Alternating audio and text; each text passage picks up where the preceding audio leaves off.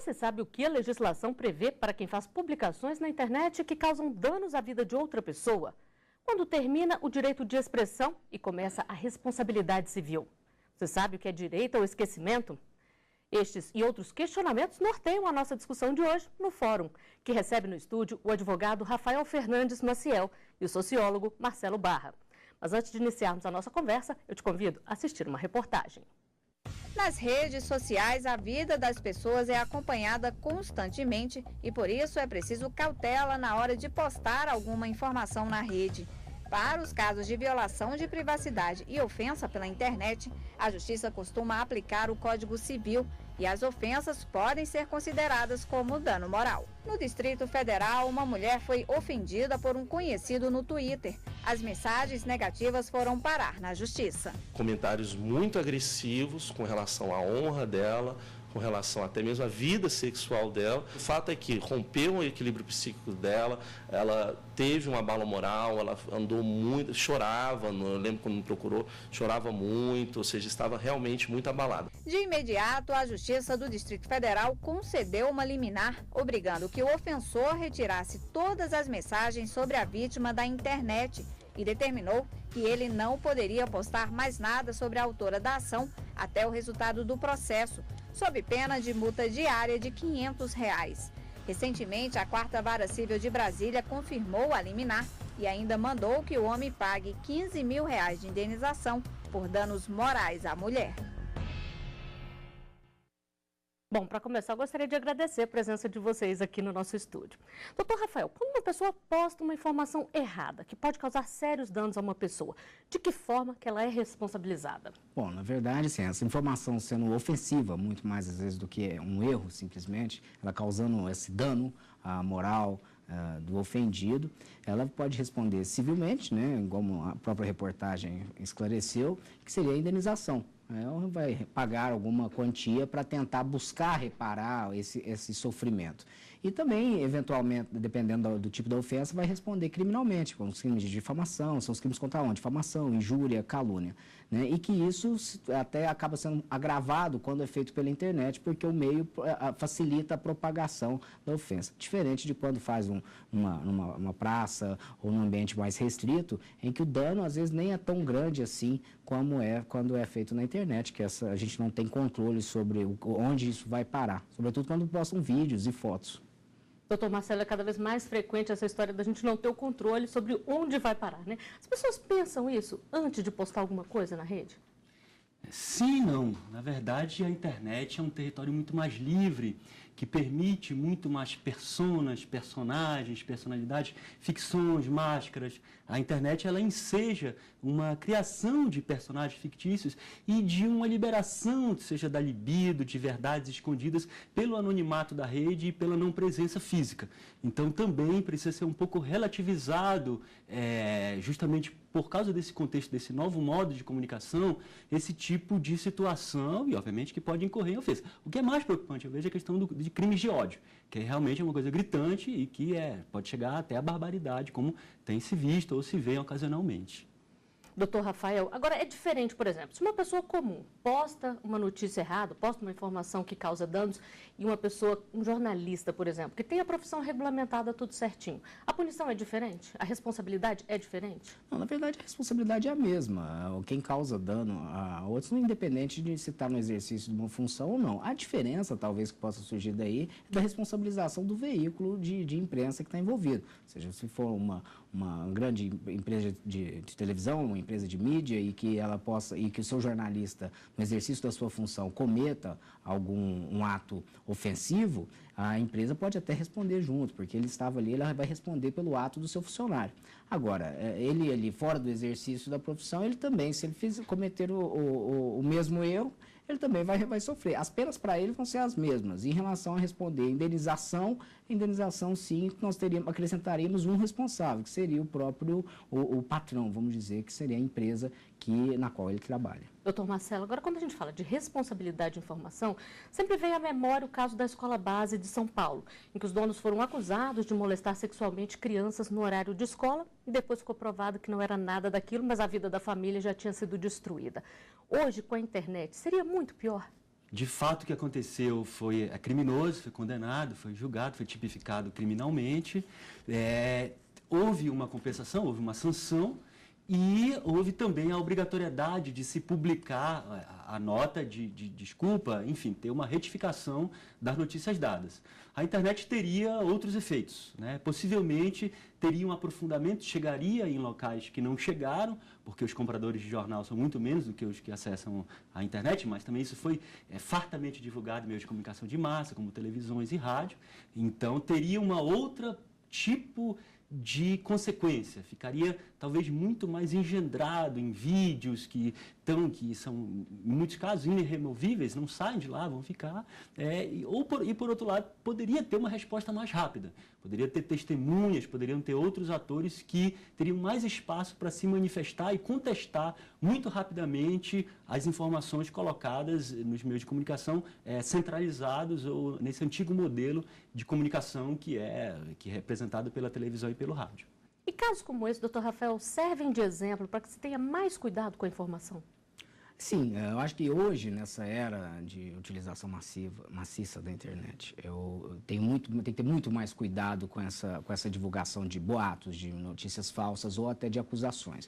Acho que o trabalho jornalístico, é óbvio, tem que ser valorizado, nós precisamos isso como um meio de exercício legítimo da democracia, mas tem que ser informação exclusivamente jornalística, aquela que traz os dois lados, que traga uma visão mais apropriada e aprofundada sobre o tema. O problema quando nós estamos na internet é que uma notícia que seja mal preparada, ela vai ser modificada, muitas pessoas vão começar a comentar e o pior de tudo, é que isso fica, né? Naquela época, o fato de não ter internet, ou que não tinha esse uso que nós temos hoje da internet, a informação, por mais que pudesse ser transmitida num rádio, numa televisão, ela passava. Então, se eu comentasse com você, olha, você viu o caso da escola base ontem? Ah, não vi. Então, a pessoa não vai procurar mais para saber. Hoje, você viu? Não vi, mas antes mesmo de responder se não viu, ela já vai consultar no mecanismo de busca para saber aquela notícia e vai fazer um juízo de valor, porque poucos vão procurar o que aconteceu de verdade. E a notícia que corrige o problema, ela é muito menos vista do que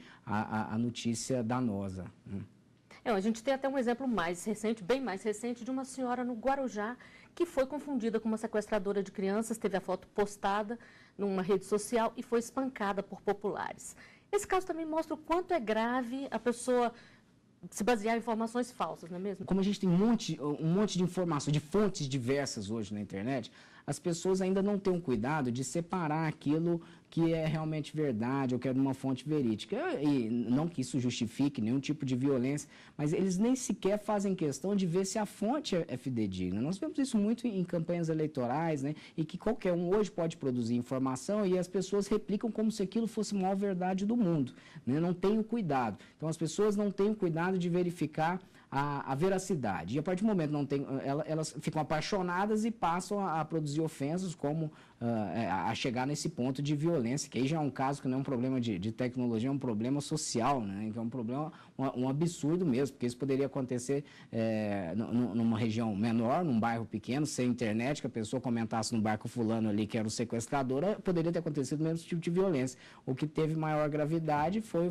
talvez a maior velocidade no fato de ter acontecido, foi ter o uso da internet.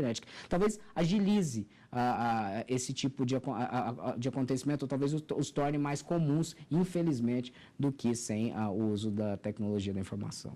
Pois é, doutor Marcelo, o doutor Rafael falou aqui que é um problema social. O que leva as pessoas a entrarem numa onda de violência, como nesse caso? Sim, há alguns conceitos, até além da sociologia, né, no caso mais ligado à psicologia social, que chamam, por exemplo, esse efeito lá do Guarujá, chamado efeito de manada, né, de quando um ou outro que tem papel de liderança, vários vão atrás. Então, foi muito tipificado em termos conceitual dessa maneira. Acho que o doutor Rafael tocou dois assuntos muito importantes. A primeira, também relacionada à questão que foi vista no interior, no litoral de São Paulo, que é justamente, são setores historicamente estigmatizados, como setores minoritários, como negros, como mulheres negras, como setores de religiões de afrodescendência, religiões populares, que são historicamente vitimizados e vítimas de muito preconceito, de rebaixamento de salário, de uma série de violências, em que isso acaba sendo reforçado. Agora, doutor Rafael, voltando a falar de informações de uma forma geral. Muitas vezes a pessoa posta um vídeo, não numa plataforma específica, mas repassa por um outro amigo e aquilo acaba sendo um viral na internet. Ela também pode ser responsabilizada nestes casos? Olha, nós estamos no Brasil experimentando as primeiras decisões em que condena quem compartilha. É claro que não é qualquer tipo de compartilhamento, não é qualquer tipo de conteúdo, como quase tudo no direito, nós temos que analisar o caso concreto, específico.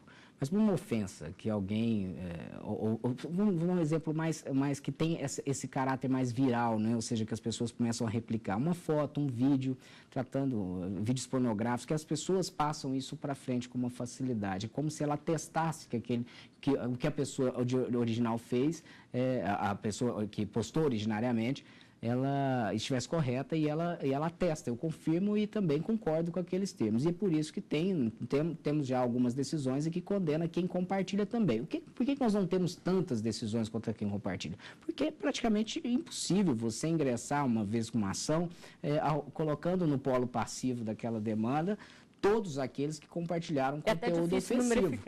Você não torna-se até inviável o processo judicial até você esperar citar tudo. Então, geralmente, se busca o autor originário. Mas aí é o lado daquilo que a gente vem falando. As pessoas não verificam as fontes, geralmente ele se fala, olha, fulano roubou, ele simplesmente já sai compartilhando para as outras, olha, viu, fulano disse isso. Mas como você não verifica? Porque eu acho que isso não é uma questão de preocupar com a condenação criminal, é uma questão mesmo de não espalhar boatos, é uma questão de caráter, é uma questão de educação.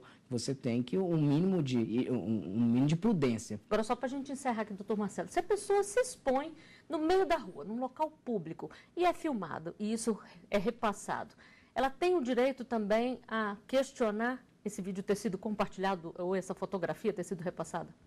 Sim, numa sociedade livre e democrática, qualquer coisa pode ser questionada. Agora, se isso pode ser tirado, depende do fato em si, do que é mostrado, do que é revelado, o que não se quer mostrar. E também tem o outro lado nesse mundo mais livre, mais democrático. Por que se não se quer revelar algumas coisas que poderiam ser reveladas? Então, eu acho que uma das coisas que a justiça ela passa também a assumir também um papel é da simetria. Né? Quer dizer, é buscar olhar simetricamente o lado, quer dizer, o que se quer ocultar. Né? Porque às vezes a internet, ela, em muitos momentos, é uma caixa de ressonância. Os meios de comunicação, eles projetam algo que existe anteriormente ou externamente. Ela também não pode ser culpabilizada da responsabilidade do que ela não pode arcar com um tanto. Nós vamos para um rápido intervalo, voltamos em instantes.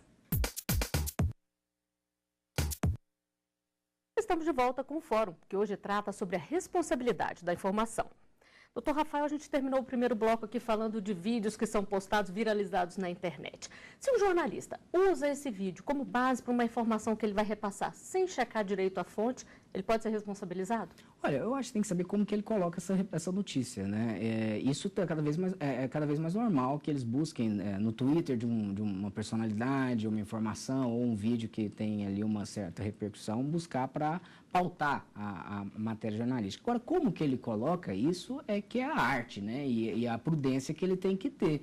Ele atestar, olha, fulano cometeu isso conforme vídeo postado em redes sociais, ele está atestando aquilo como veracidade. Agora, dizer que há um vídeo, né, sem colocar ali um lado pessoal, uma opinião pessoal sua, sem colocar como uma verdade uma verdade, eu acho que é um direito que se tem de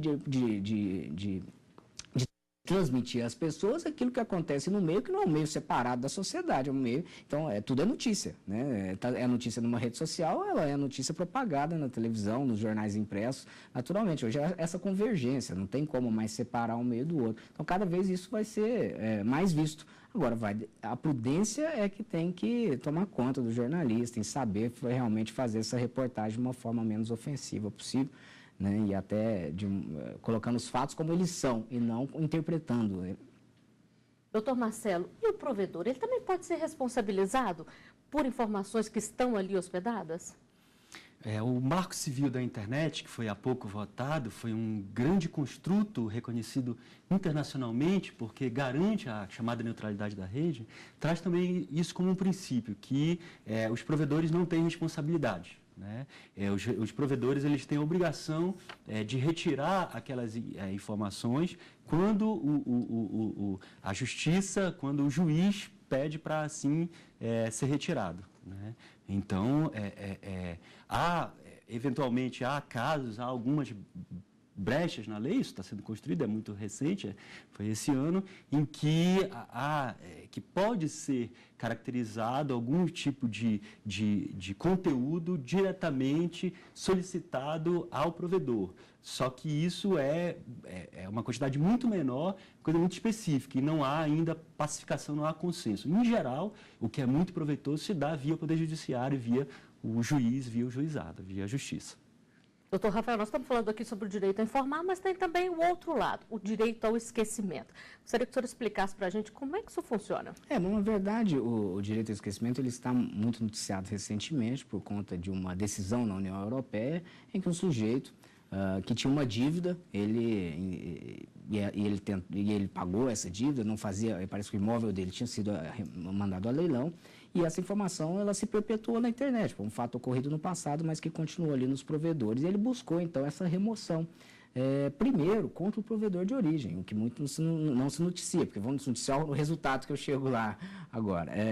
E ele tentou primeiro no provedor de origem, não conseguindo lá, é que ele foi buscar diretamente com os mecanismos de busca. O direito de esquecimento é você ter a sua dignidade de alguns fatos que não têm mais relevância para a sociedade, e aí nós temos que tomar muito cuidado quando dizer isso, e é por isso que eu acho que sempre tem que ser um juiz que tem que analisar, para ter essa diferença, esses fatos precisam ser, de certa forma, esquecidos.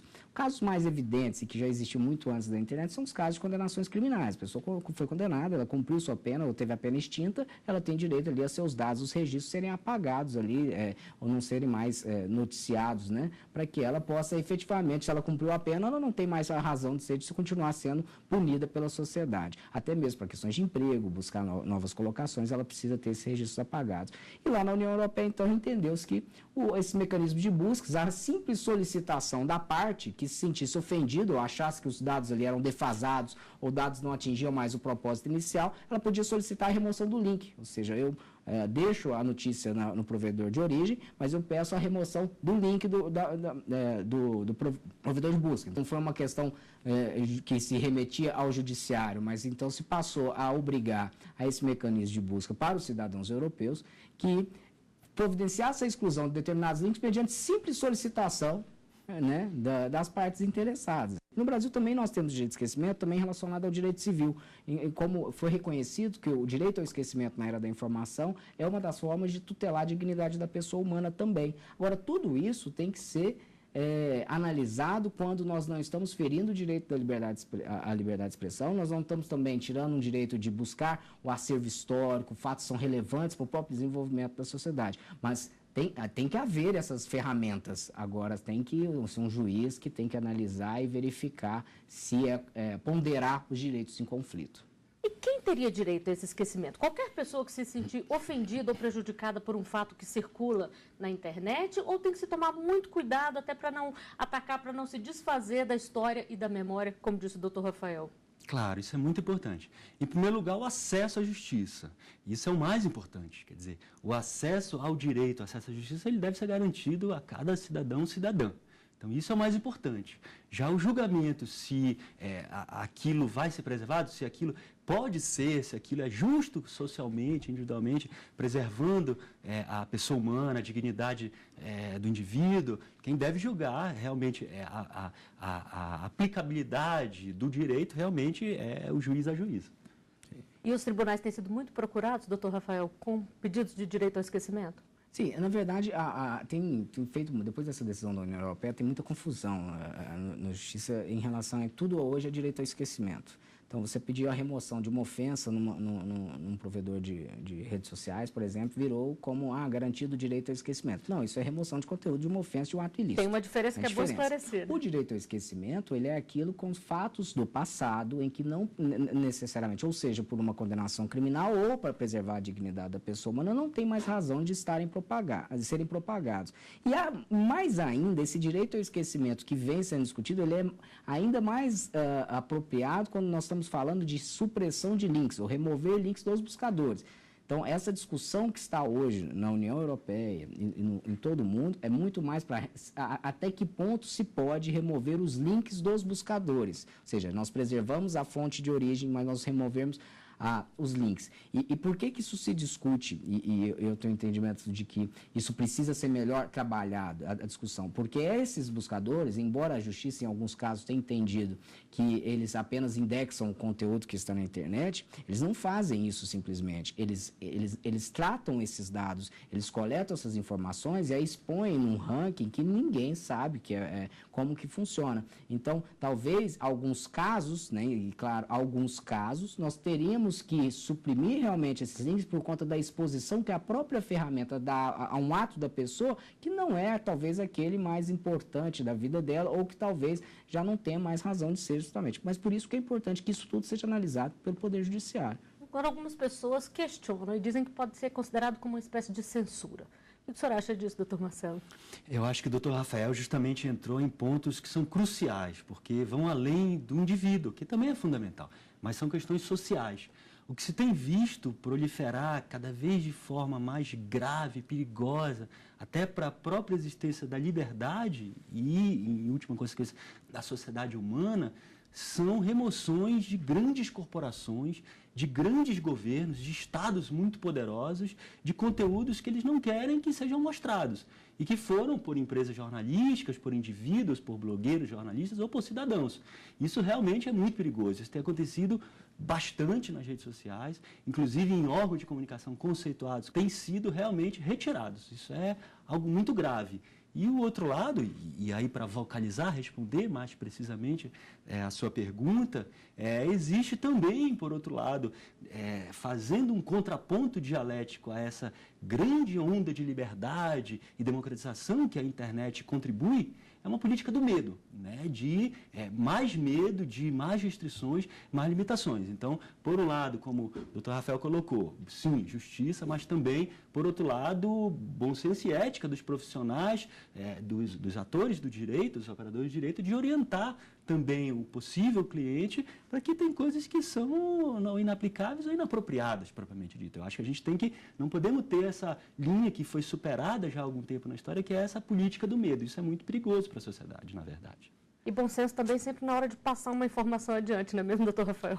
Tem um ponto importante, que é a questão da relevância do mecanismo de busca, que, por exemplo, hoje que nós tivemos se a gente tiver uma informação de alguém que cometeu um crime, vamos colocar esse caso da escola de base, e que foi publicado por um veículo de informação tradicional, vários blogs replicam essa notícia. É uma questão até de direitos autorais, que é para outro momento.